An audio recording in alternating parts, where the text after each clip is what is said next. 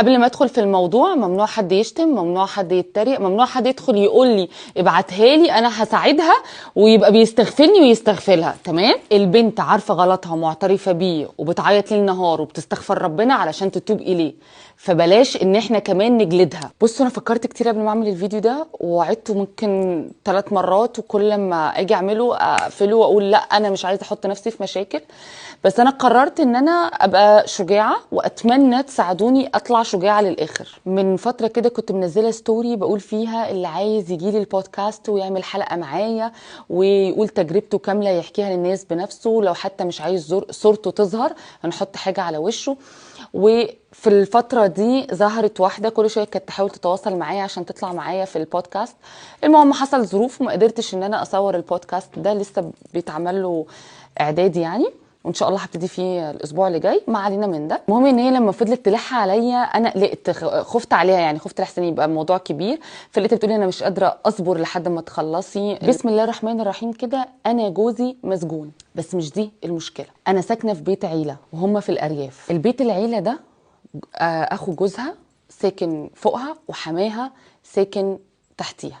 جوزها مسجون لفتره طويله قوي، وهي من قبل جوزها كانت عايشه شبه يعني مش عايشه في بيت اهلها.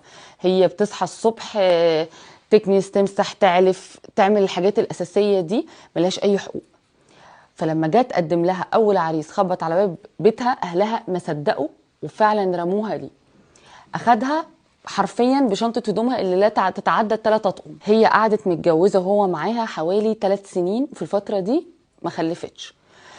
بس كانت الدنيا ماشيه يعني، هم اهله بيقولوا له اتجوز عليها ووعدهم عادي في نفس الشقه وهي تخدم مراتك لما تحمل وكده. هو الراجل كان رافض ده، مش معترض على فكره الجواز، هو بيقول اديها فرصه تانية، لان هو كان كمان صغير في السن وما كانش عايز وجع دماغه مصاريف لنفسه. فده مش عشانها قد ما هو كمان عشان نفسه. المهم بعد ال3 سنين دول اتحكم عليه واتسجن. هي فضلت قاعده اول فتره محترمه نفسها في بيتها، ما بتفتحش باب الشقه غير علشان تاخد مصروفها واكلها وشربها من حماها او من جوز اخو جوزها، وقاعده في حالها، محدش بيسمع لها حس. وهي كمان ما عندهاش حد يشقر عليها اصلا، لان هي شبه تقريبا مقطوعه من شجره. اهلها ما صدقوا خلصوا منها، لحد ما في مره كترت الحجج بتاعه حماها انه كل شويه يطلع لها لاسباب مختلفه ويفضل قاعد معاها في البيت فترات طويله، لدرجه انها بتقولي ببقى عايزه انفض، ببقى عايزه اكنس، ببقى عايزه امسح. يقول لها عادي عادي، انت بنتي، البسي اللي انت عايزاه واعملي اللي انت عايزاه قدامي. هي حماتها متوفيه.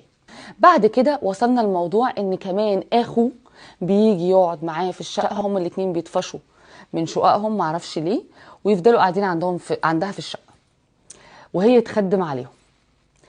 بعد كده وصل الموضوع تطور ان ما بقاش بيدوها مصروف، بقى انت قاعده بلقمتك. الحبس طول واحنا بنبعت مصاريف قد كده لجوزك في الحبس، والزيارات بتكلفنا، فملكيش مصروف. من الاخر كده هتاكلي وتشربي تقعدي بلقمتك. المهم بعد كده وصلنا لمرحله ان كمان اخو جوزها مش بس بيتحجج بقى عشان يقعد عندها، ده بيختار الوقت اللي هي تبقى فعلا فيه لوحدها خالص، ابوه مش موجود، ويطلع يقعد عندها ويقعد يحكي معاها في اسرار بيته. ووصل الموضوع انه يحاول يتجرأ انه يلمسها. في الاول رفضت، فلما راحت تشتكي لحماها، حماها كذبها، والتاني قال دي هي اللي حاولت معايا ولبسها تهمه. والمهم ان طلعت من الليله دي بفضيحه ان محدش صدقها، بل بالعكس كمان طلعت هي خطفت رجاله. والتاني قعد اللي هو اخو جوزها قعد يقول لها انا هعمل لك وهخلي لك وهسوي لك وهخليكي قعد يغريها بحاجات، المهم ان انت تكوني عشقتي، وقعد يديها في مميزات علشان خاطر تقبل بالوضع، وقال لها اديكي جربتي لما رفضتي هتعيشي عيشه الكلب، فما قدامكيش حل غير انك تقبلي انك تبقي عشقتي. هي طبعا بتعيط وبتقولي انا عارفه ان ده غلط وانا غلطان اني وافقت، بس انا ما كانش قدامي اي اختيار تاني، ما كانش ينفع يرجعوني على بيت اهلي، واهلي ما كانوش اصلا هيقبلوني. بلس على كل ده ما انا جربت ان انا اقول لا، اتعمل فيا حاجات كتير قوي يعني دمرتها، فخلاص وافقت. المهم في يوم من الايام حماها جه طب عليهم فجاه وعرف بالعلاقه اللي ما بينهم، فقال لها يا بنت الناس خلاص هطلقك من اللي في السجن وهجوزك ابني وهسطركم، وهو برضو في نفس العماره وايه خلاص. والتاني كمان محبوس يعني فتره طويله، يعني عشان يطلع محتاج له مثلا 10 سنين كمان. في الوقت ده هي حملت من اخوه.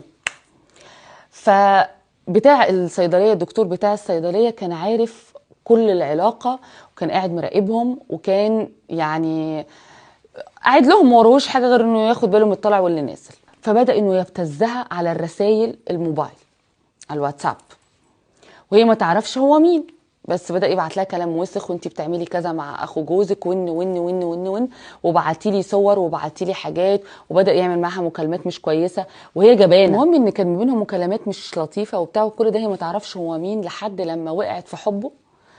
وهو بقى عايز الموضوع يبقى على الحقيقه، ما يبقاش بس في التليفونات وخيال، فكشف عن شخصيته وقال لها انا هبقى اطلع لك بعد كده وكذا.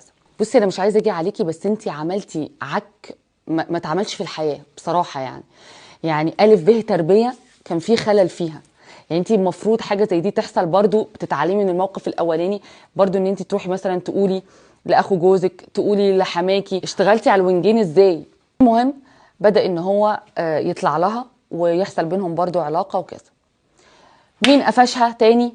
حماها. فكده هو قفشها مرتين.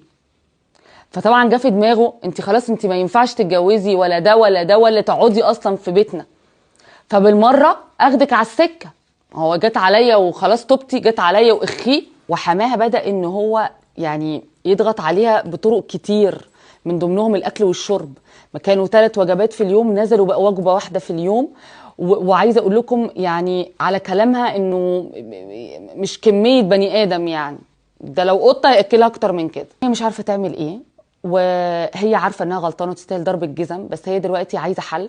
هي ما ينفعش ترجع لبيت اهلها بكل المقاييس، وغير ان هي حتى لو خلاص ماشي خدت بعضها وراحت، هيدفنوها اهلها لما يعرفوا اللي حصل ويسمعوا، هيدفنوها حرفيا. والتانيين مش هيسيبوها ولا يعتقوها في حالها. هي مش قادره تستحمل العيشه خلاص، وعايزه تموت نفسها حرفيا. يعني هي من ضمن الرسائل اللي بعتها لي تقول لي الحقيني قبل ما اموت نفسي، طب حد يعرف حكايتي قبل ما اموت. يعني عايزه البنات تتعظ، عايزه البنات اهاليها يغلوهم.